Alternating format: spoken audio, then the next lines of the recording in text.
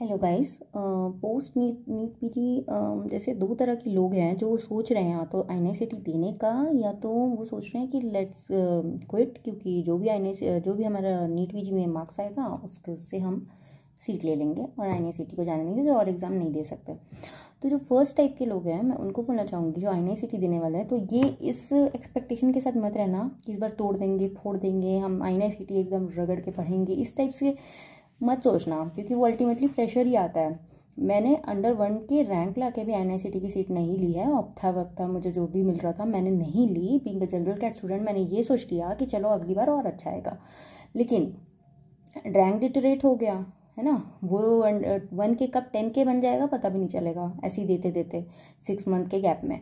So but एक consistency नाम की चीज़ होती है, वो मेंटेन करना बहुत मुश्किल है, शायद कुछ ही लोग मेंटेन कर पाते हैं। और इस फेज़ में कि तुम जब इंडिपेंडेंट हो सकते हो, एमबीबीएस करते हुए जॉब कर सकते हो, रूरल बॉन्ड भी था मेरा 2 साल का, तो मैं ये सोचती थी कि चलो मैं और अच्छा कर लूँगी, है ना, क्या ही है। लेकिन रैंक डिटेरेट होता है, जो कि मेरा हुआ है। फ्रैंकली स्पीकिंग, अगर एनआईसीटी सोच रहे हो तो उसमें टाइम क्रंच बहुत ज़्यादा है, प्लस उसका पैटर्न मल्टीपल चॉइस वाले जो एबीसी वाले जो क्वेश्चन है, जो सीएमएस भी बेसिकली रेसिप्रोकेट कर रहा है, ये सब यूएस असेंबली पैटर्न से आया है, जो भी है ये सब।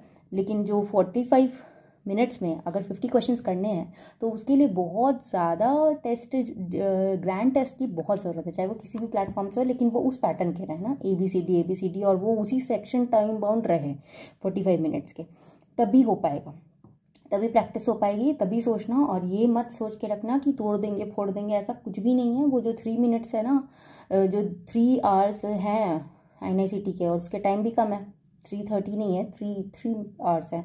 तो हमको ये भी सोचना पड़ेगा कि उसमें अपना माइंड काम रखना है, क्योंकि जब मेरा अंडर 1 के आया था तब मेरा माइंड बहुत काम था। मैं बिल्कुल भी जीरो एक्सपेक्टेशन के साथ गई थी और मेरे बेसिक्स बहुत क्लियर थे, जो कि मैं अभी भी मानती हूँ क्लियर है, पर पता नहीं लक को क्या चाहिए, क्या है मेरे फेवर में, मुझे अभी कुछ समझ नहीं आ रहा है। और इसीलिए मैं एक अकाउंटेबिलिटी के लिए कर रही हूँ कि चलो अगर मुझे आईएनआईसीटी देना भी है तो मैं सोचती हूँ कि 2 मंथ्स अच्छे से पढ़ के दे दूँ।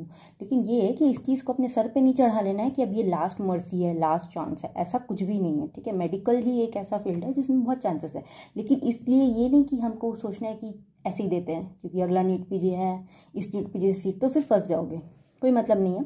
पढ़ के दो, ठीक से दो, इस नीट पीजी की सीट को भी देखते रहो कि क्या है क्या नहीं है, बेनिफिट रिस्क को मेजर करो अच्छे से, फ्रेंड्स फैमिली मेम्बर सीनियर सबसे पूछो, अपने सीनियर उससे कंसल्ट करो कि सही है ये नहीं है, वो भी सही बताएंगे तुम्हें।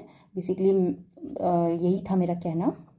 और जो सेकंड वाले हैं जो आईएनआईसीटी नहीं देना चाहते हैं, सोच रहे हैं कि हो गया नहीं बैठ सकते, मैं कंप्लीटली एग्री कर रही हूँ। वो 3 आवर्स बैठना, फिर देखना, फिर उसको रिकॉल करना, फिर उसमें नीट पीजी का रिजल्ट भी आ चुका रहेगा, तब उसके एक्चुअली उसके काउंसलिंग के रिजल्ट आ रहे होंगे तब तो वो तो थोड़ा सा वो हो जाता है, प्रॉब्लमेटिक हो जाता है।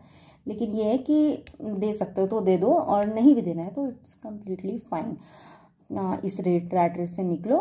अगर लग रहा है कि आईएनआईसीटी से तो क्लिनिकल ब्रांच मिलने से रहा, अगर अपनी प्रिपरेशन देख के अगर ऐसा बिल्कुल लग रहा है, कॉन्फिडेंट हो, तो फिर तो कोई मतलब नहीं है। ठीक, तो आईएनआईसीटी से का यही था मेरा कहना कि अभी देखो कुछ दिन थोड़ा काम हो जाओ, रिजल्ट के बाद भी कहीं पे मतलब देख लो, उसमें माइंड फ्रेश करके सोचो कि 45 मिनट्स पे 50 क्वेश्चन के स्लॉट पे मुझे करना पड़ेगा, और उसके लिए उतना 2 महीना करना पड़ेगा। INICET specific topics, recalls, basic US assembly pattern question, ये सब करने पड़ेंगे। उस चीज़ के लिए सोच लो, वरना बीच में ये लटकने से फिर कुछ भी नहीं मिलने वाला है। तुम अपने आप को भी कर्ज करोगे, अपनी फैमिली को भी डिस्टर्ब करोगे ये बोल के कि अब मुझे ये करना है वो करना है। तो ठीक है ना, give it some time. Okay, that's it guys, thank you.